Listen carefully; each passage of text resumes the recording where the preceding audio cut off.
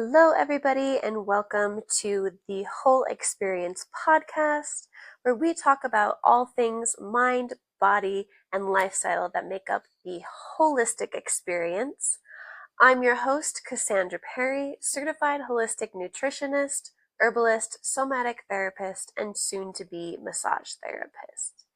Thank you so much for joining us today, and I hope you enjoy the show.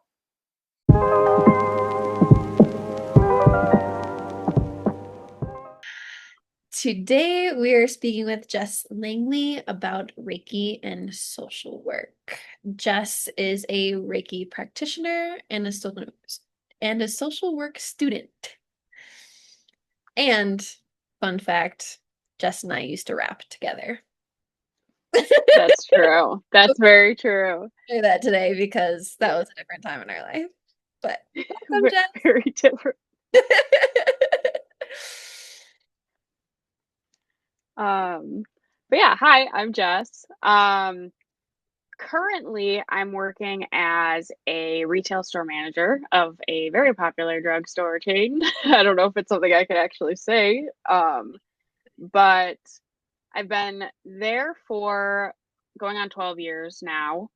A few years ago, I decided to kind of switch things up, move from corporate um, retail work to social work. So, with that also kind of came the Reiki journey.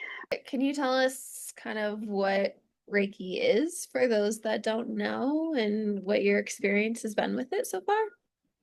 Yeah, so Reiki is universal life force energy. And in order to become a Reiki practitioner or Reiki master, you have to go through the classes and become attuned. So that opens up your crown chakra and allows universal life force energy to flow down through you, the practitioner. Um, and then you can either use it on yourself, animals, or other people. A lot of There's still a lot of like research with Reiki on, what it does, but for the most part, like alleviating pain, stress, anxiety is a big one, and just like emotional pain as well. So physical and emotional.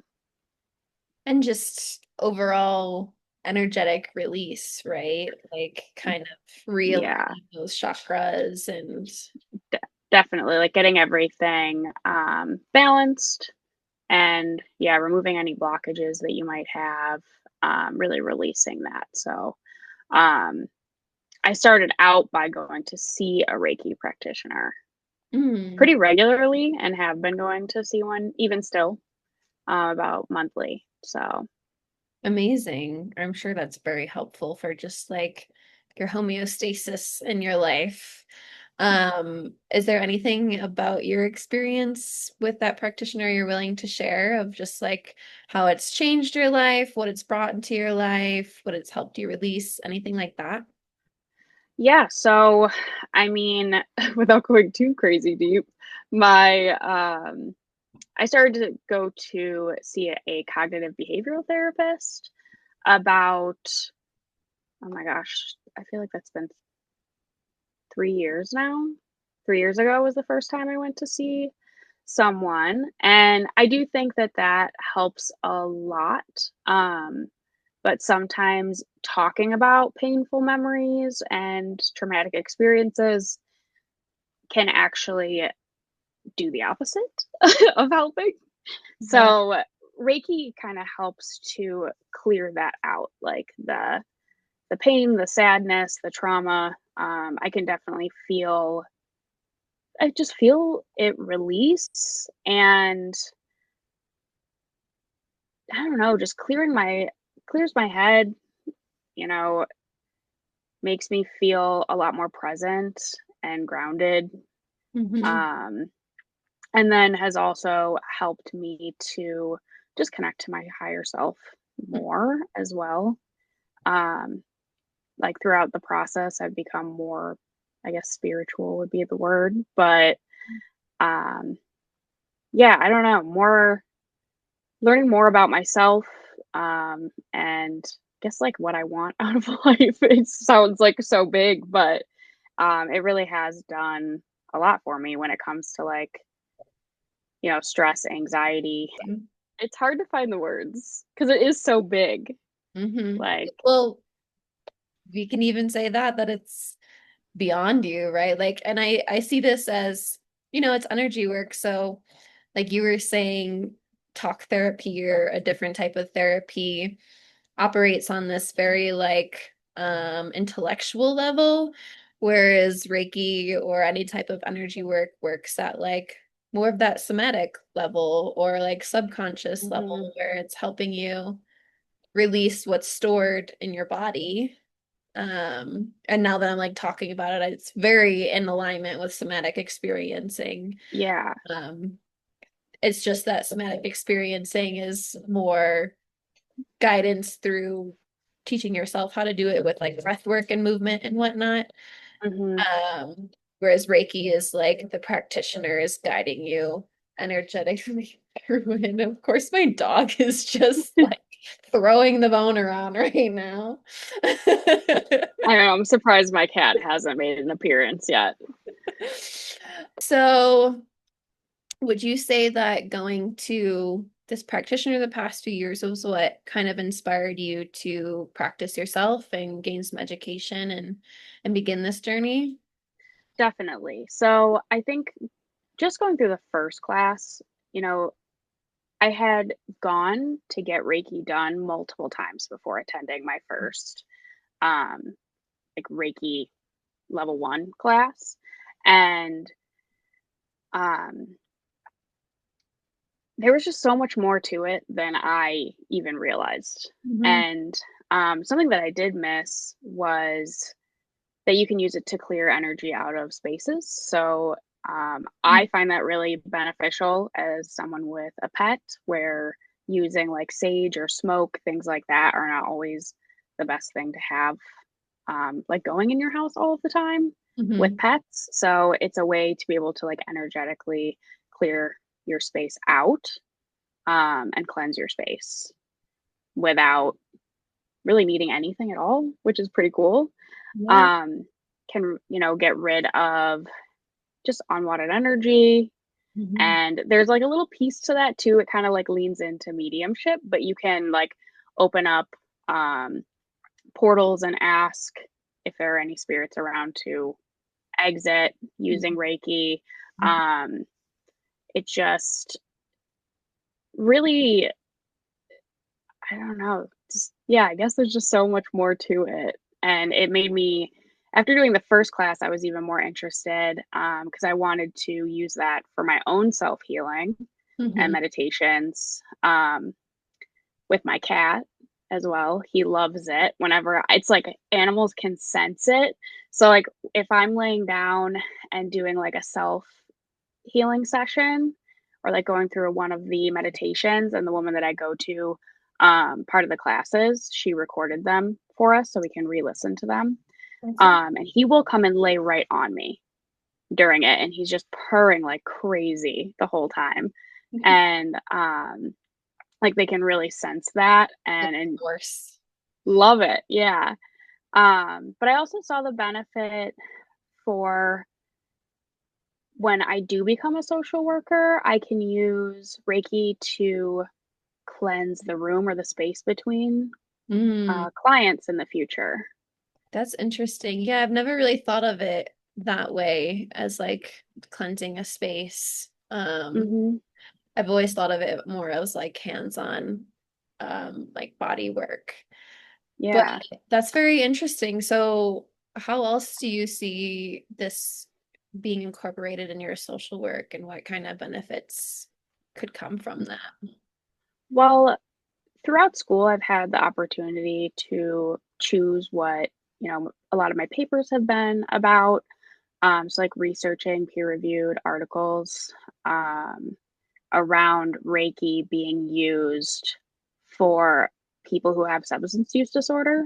Mm, And there are a few very small trials, and it's definitely not like an evidence based practice at this point. But I find it really interesting that I think one of the biggest benefits I've seen from those has been the help, obviously, with anxiety that can come along with, people who are suffering from substance use disorder, really trying to remain in recovery, but it can also help with cravings, Mm, um, and with some of the pain associated with withdrawals. mm, So, I think that, you know, if you were to use Reiki, the way that, a lot of therapy, um, like therapist offices, there have already been a lot of like inpatient rehab facilities as well that offer yoga. So, like mm, in the way you said, somatics or, body movement can help release and alleviate like anxiety and pain and things like that, both physical, emotional. The way that yoga is can be used as an intervention alongside other evidence-based practices, whether that is cognitive behavioral therapy, EMDR. Like I think that Reiki would be a really good like secondary intervention to add on top of even with people with substance use disorder, medication therapy is very common for yeah, them. But that's interesting. Hmm. Yeah, there's so many different levels to that. I think it's hard to choose which to go down, but um in my experience, I think I've done Reiki a few times in my life, and there have been times where I guess I'm a sensitive person, and I'll walk away from the session being like, oh, like I didn't feel anything really come of that. And then, I mean, the last time I did it, I ended up having like flu symptoms for a week because my body was just intensely releasing so much. mm-hmm. Um, is there anything you can speak to as to like why that happens, or any experiences that you've had kind of in that like process of releasing energetically?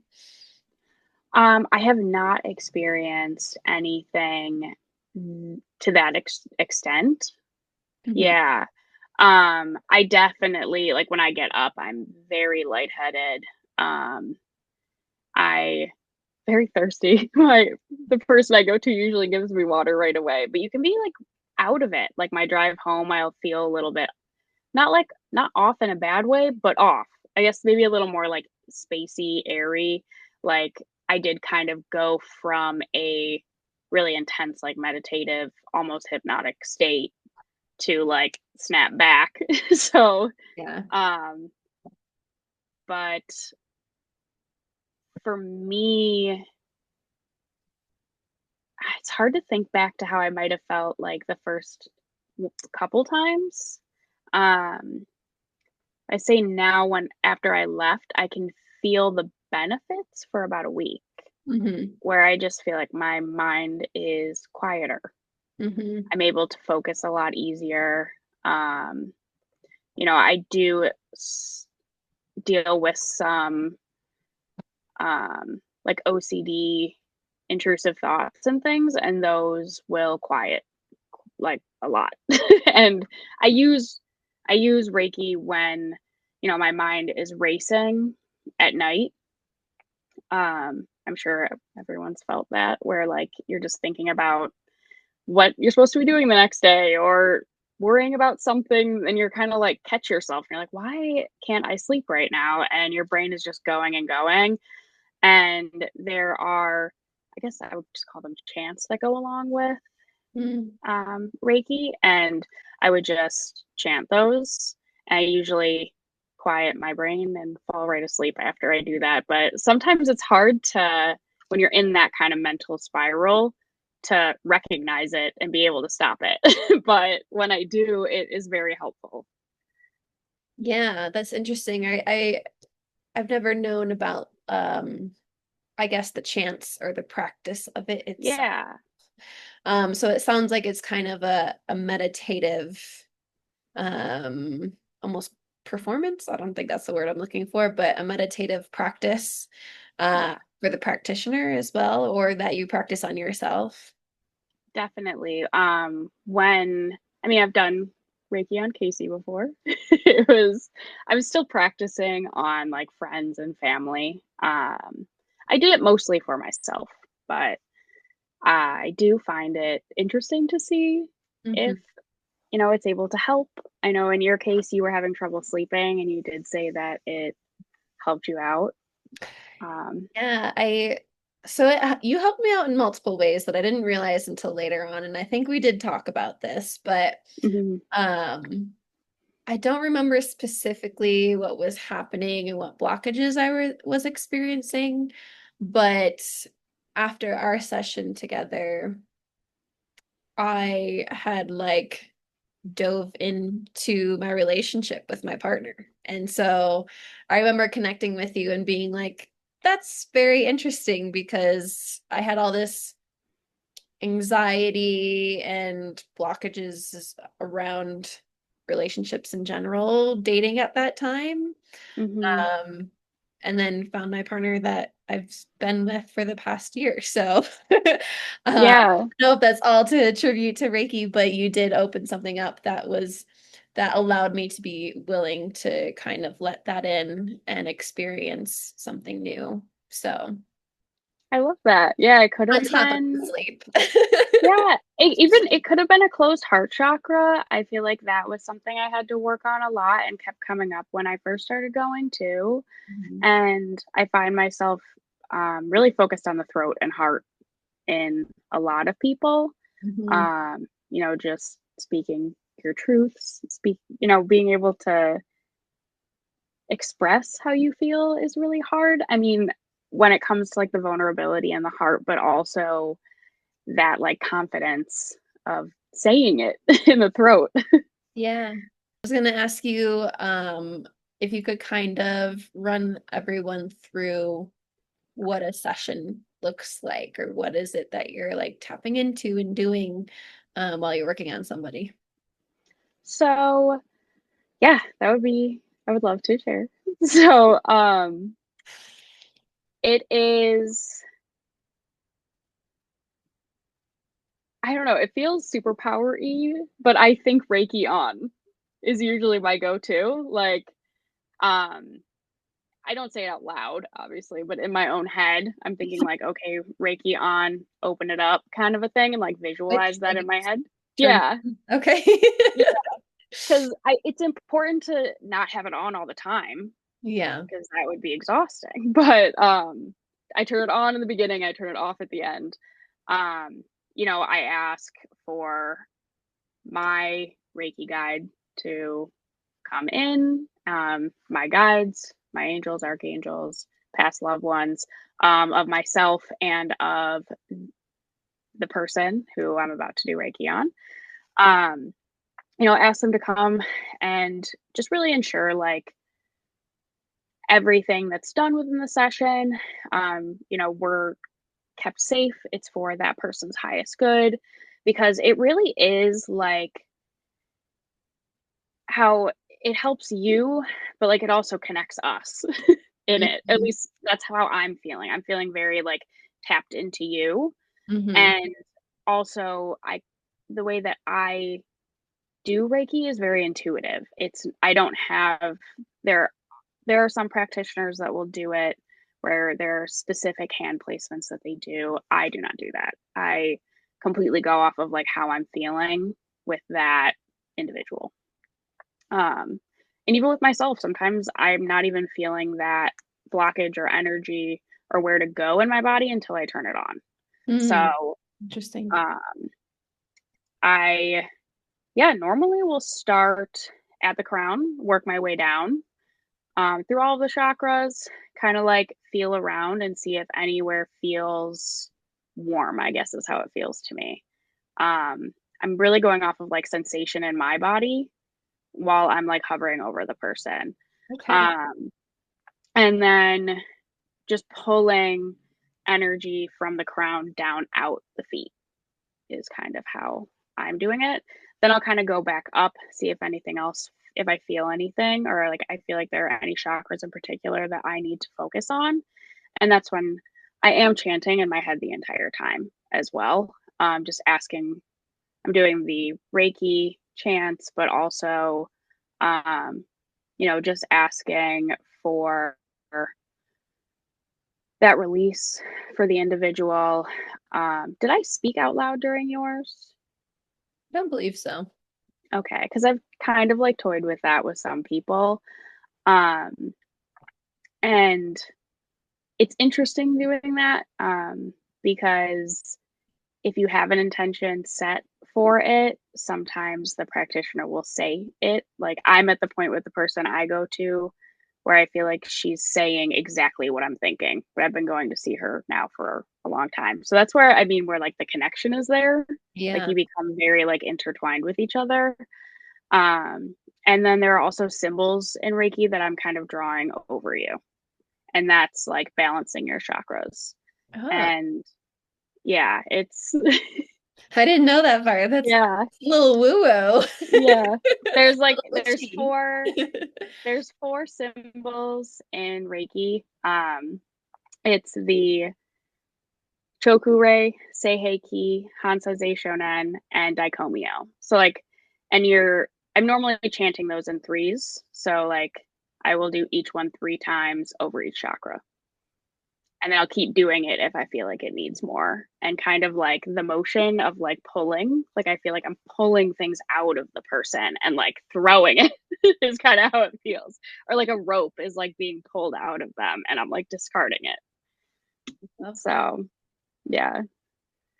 Cool. And then, so I guess, how do you find where that blockage is? What does that come up as, or how does that feel? Um, a lot for me. I mean, I will see colors sometimes. I feel like the visual part for me is not consistent. But um my hands, they feel tingly or like hotter. I know when I'm doing Reiki, my hands are really warm like the whole time, but they'll feel like almost like a pulsing Interesting. over like when I go over different areas. Mhm. Um, I mean, and it can work if you are touching the person or not. Mhm. So there are certain areas of people that I'm not going to be touching. Like on a woman, I'm probably not touching their heart. Um, Also, like the throat, for some people, there's a lot of trauma around that area of the body. So I wouldn't just be going hands on Mhm. somewhere like that unless the person's okay with it. But there's some like physical sensations that I feel from that person too that I don't know. It's really like when my hands are over someone's knees, I can normally feel like a popping or Hmm. like a crackling. Like it feels like I can feel things like getting stirred up, is kind of how it feels. Yeah. Same with like the stomach. I don't know if you've experienced it when I'm hands on someone's stomach. I can feel the like gurgling, bubbling, and hearing it, feel it Mm. and hear it.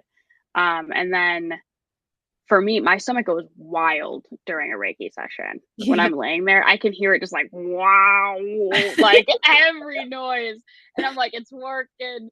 But yeah, like I can feel like the energy wise, but there's also physical, like Hmm. I guess proof because even as a practitioner sometimes you're like I hope this is doing something, just like um someone who's still in practice. But I mean, you've kind of said too right after you're not really sure if you've felt anything or if anything happened, but then you feel it a little bit later Hmm. where like your practitioner likely is feeling something.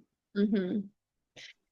Yeah, and it's sometimes that, I mean, I don't know how else to describe it, but it's like sometimes just like so far beyond you, especially if you're like Mm-hmm. new to it or you haven't had work done in a long time.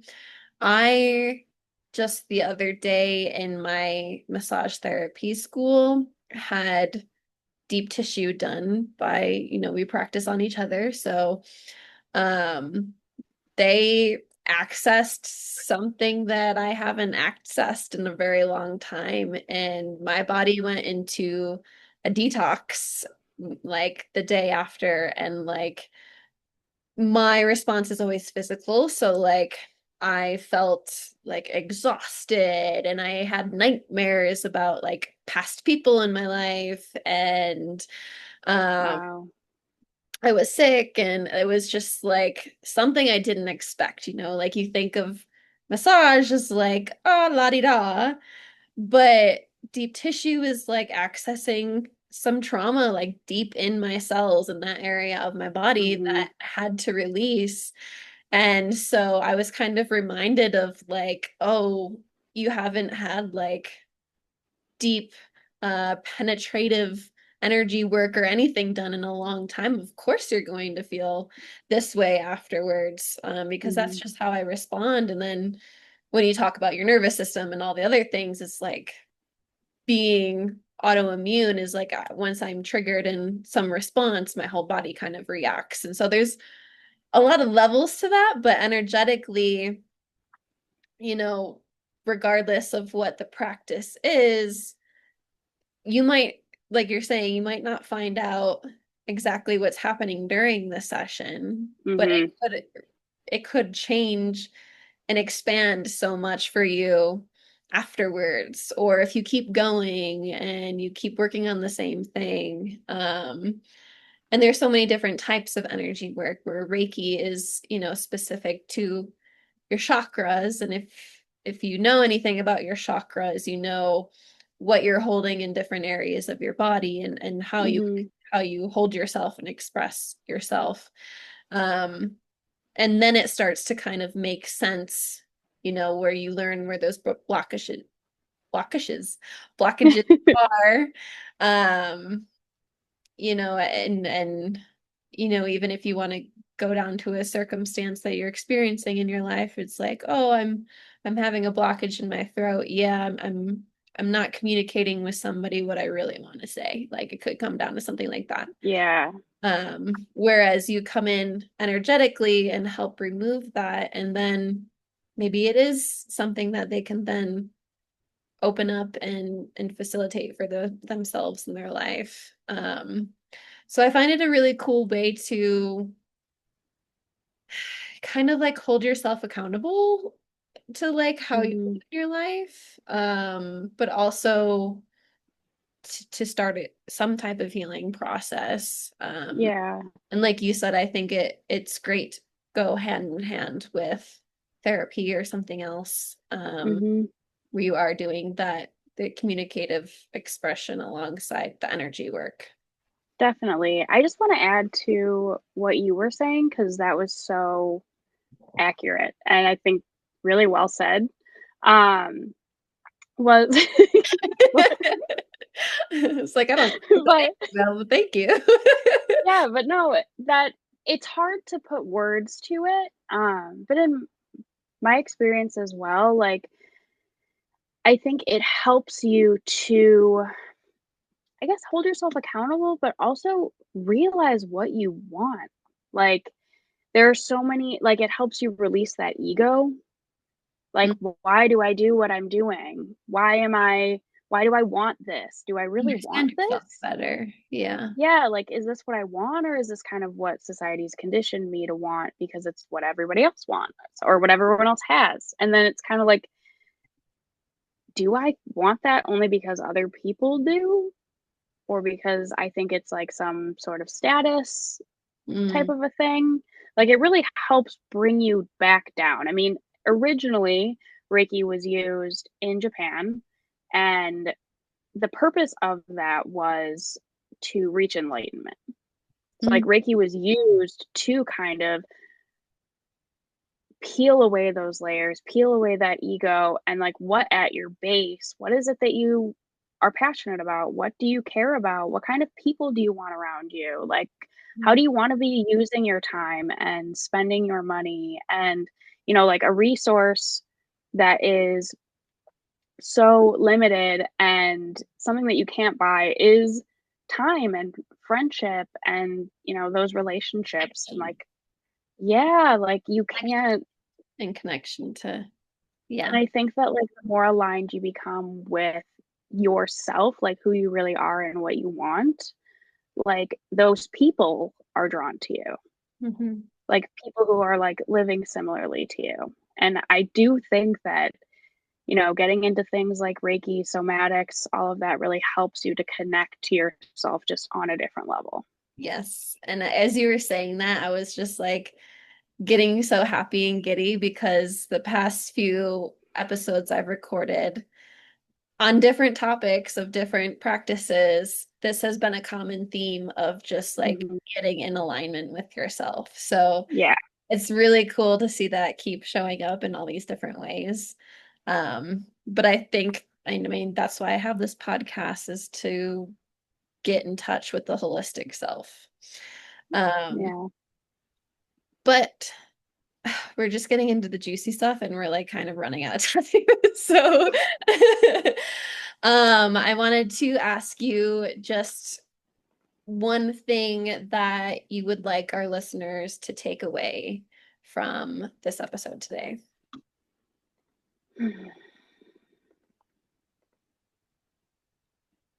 So much pressure.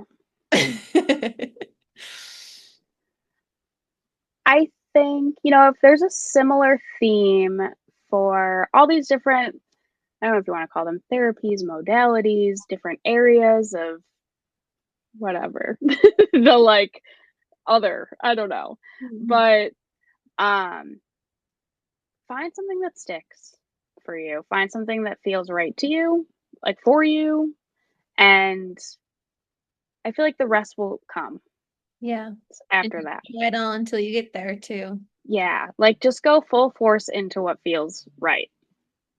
And what doesn't, run. I love that. So just before we wrap up, is there any projects or anything that you would like to share, or is there any way that our followers can or our listeners can follow you? Well, I am less jangly on Instagram. Um, this is definitely more of just like a personal Instagram now, but I would welcome any followers. Um, as for Reiki being used in the future, that would be once I'm practicing more as a social worker. I would love long-term dream to have some sort of like private practice holistic center. Um, that's many years down the line though. But we keep up this podcast, we can or you keep up the podcast, we can connect hopefully in the future, kind of see where that growth. Because I'm just getting started. Yeah, I love it. And as I've been saying to all of the people I've been featuring, there's always room for round two, another episode to talk more Mhm. about what we talked about today. So thank you for coming on and sharing all of the amazing things about Reiki. And if you want to follow Jess, give her a follow and see how she does on this awesome new soulful journey of hers.